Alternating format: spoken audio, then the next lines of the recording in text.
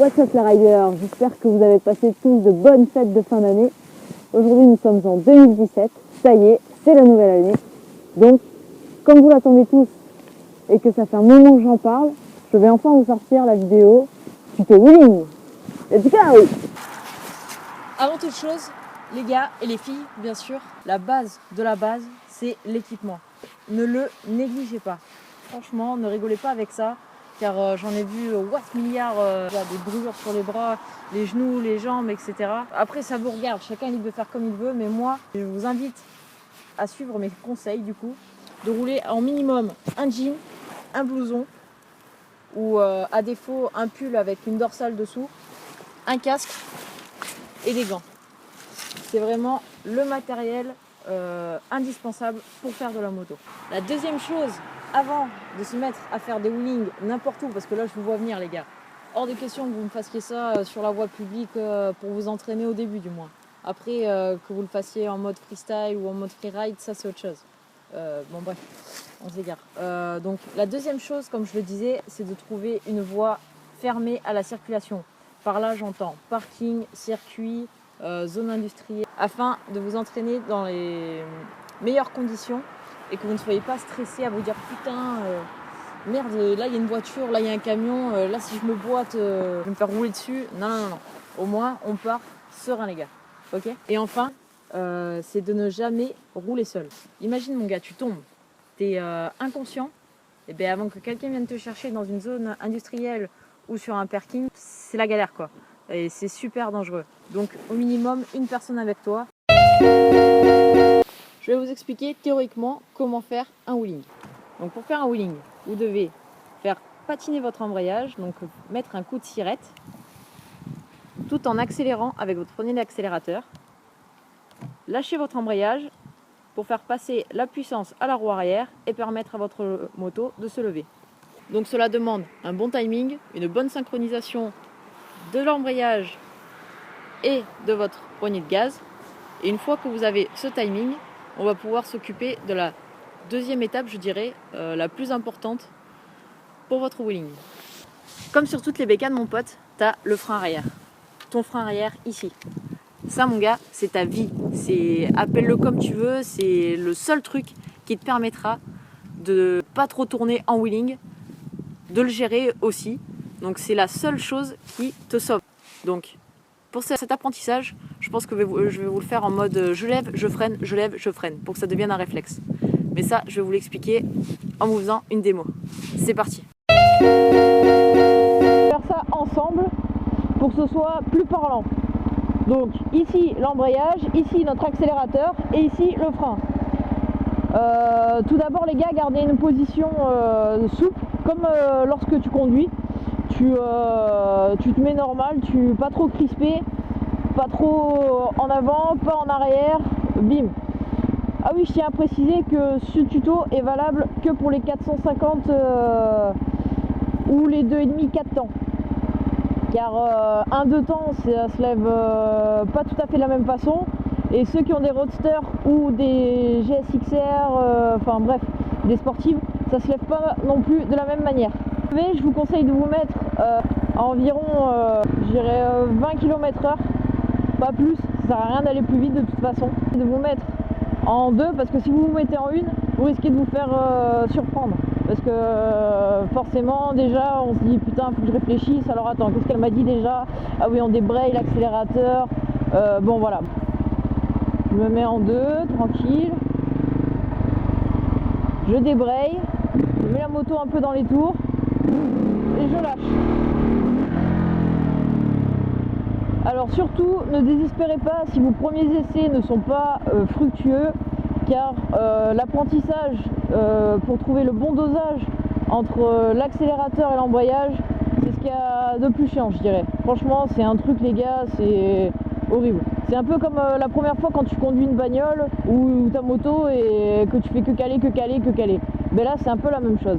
Donc en fait vous vous mettez légèrement en dessous je dirais du point de patinage de votre bécane. Et une fois que vous l'avez, vous la mettez légèrement dans les tours, comme ceci. Et vous lâchez votre embrayage d'un coup tout en accélérant. Pas besoin d'ouvrir en grand, ça sert à rien. Ça c'est la meilleure façon de se retourner. Donc le mieux c'est tu mets un petit coup de gaz et après au fur et à mesure tu doses. Et tu en mets de plus en plus jusqu'à ce que la moto se mette au point d'équilibre. Alors maintenant que tu as compris comment lever ta machine, je dirais tout simplement, comment lever ta moto, maintenant on va se préoccuper du frein. Parce qu'une fois que tu as levé, ne cherche pas à tenir de suite ton wheeling. Ça c'est la meilleure façon de se retourner, gérer, parce que la seule chose qui te permet de le faire, comme je l'ai dit tout à l'heure, c'est ton frein mon pote. Donc pour ça, je veux que tu aies ton pied soudé à ton cale-pied. Ouais, tu le soudes, tu fais comme s'il était collé. Et une fois que tu as levé, hop, tu cherches pas, tu freines direct. Donc là, vu que maintenant tu sais faire, tu peux éventuellement le faire en première. Hop là, je freine, cache. Tu cherches pas à comprendre et tu me fais ça une vingtaine de fois, une trentaine de fois, enfin bref, autant de fois qu'il faut pour que ça devienne un réflexe. Il faut que le frein au pied devienne un réflexe. Seule façon dont j'ai appris. Je lève, je freine. Je lève, je freine. Une fois que c'est devenu un réflexe, à ce moment-là, tu pourras tenir ton wheeling, le gérer comme il se doit. Comme ils font tous, quoi.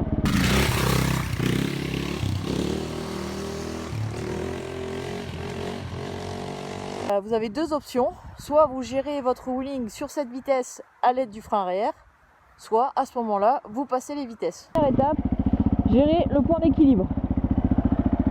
Donc, une fois que vous êtes en première ou en deuxième, soit vous restez en deux, vous la gérez comme ceci.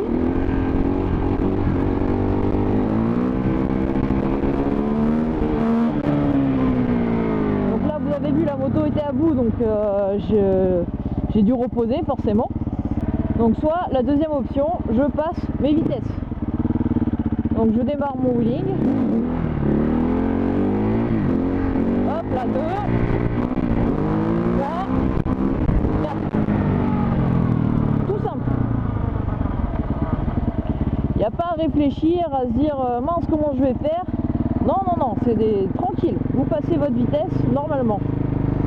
Un petit conseil, pour corriger votre trajectoire, vous bougez les épaules comme ça.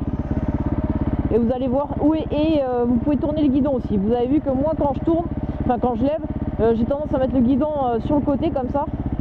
Comme ça. Mais en fait ça me permet d'équilibrer la machine. Ça se fait naturellement, ça vous allez voir, vous prenez pas trop la tête là-dessus. Je suis loin d'être une pro de la roue arrière. J'espère néanmoins que ce petit tuto vous aura servi.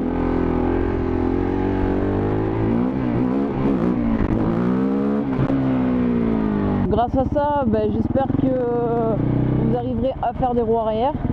Dites-le moi en commentaire. Dites-moi quelle machine vous avez. Et, si je peux, je vous donnerai des conseils là-dessus. Voilà, le tuto est maintenant terminé. J'espère que ça vous aidera pour faire vos premières roues arrière avec un Supermoto ou un cross 2 temps ou 4 temps, 2,5, 4 temps, 125 4 temps, ça passe aussi, 4,5, enfin bref, tout ce qui est 4 temps. Je commence à apprendre la glisse, donc le jour où je les maîtriserai un peu mieux, je pourrai éventuellement vous faire un tuto là-dessus, ça peut être cool. Je vous dis à bientôt, n'oubliez pas, roulez protégé. Peace. Hey, pss, pss, pss. De toi à moi là. Là je suis en train de m'entraîner. Mais si j'atteins 1000 abonnés sur ma chaîne, ouais t'as bien entendu, 1000 abonnés, je fais une bavette. Ok? On fait une bavette ensemble. Parce que là, je me caque dessus. Allez, motivez-moi, passez-moi les 1000 abonnés, mettez-moi plein de pouces bleus. Et on fera la bavette ensemble. Une fille qui fait une bavette avec 450 Sherco. Ou ça passe, ou ça sera un gros fail. À toi de voir mon gars. Allez, ciao.